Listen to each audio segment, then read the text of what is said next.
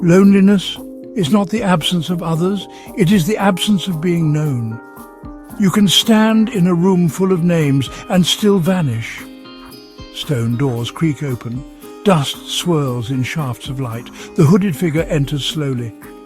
It does not begin with silence, it begins with noise, too much of it. The laughter you don't belong to, the conversations that pass through you like wind through hollow bone. I once stood among many, smiling, nodding, pretending. But behind my eyes a voice whispered, "This is not for you." The crowd laughs, but their faces blur. The narrator is untouched, unseen, drifting like a shadow. And so I learned the art of being alone in plain sight.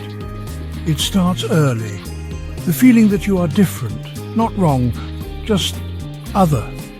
You reach for connection, but every time it slips through like smoke. The child version of the narrator sits in a corner watching the door.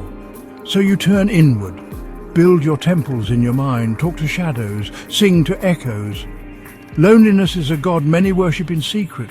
It asks no prayers, it offers no mercy, it simply waits and watches.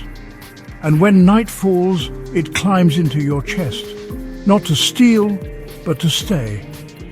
Candles flicker, but the air is cold. The figure stands still, arms open as if in offering. We begin to believe we are unworthy, that there is something flawed in us, a fracture only we can see.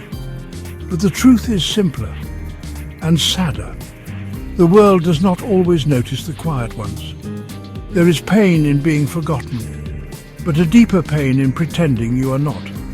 So we craft masks, smiling, bright, not to deceive, but to survive. The tear strikes the water, it ripples outward endlessly. But the self is still there, beneath the mask, beneath the ache, waiting, watching, longing to be seen. Loneliness may be the absence of others, but healing begins when we return to ourselves. End title, Part 1.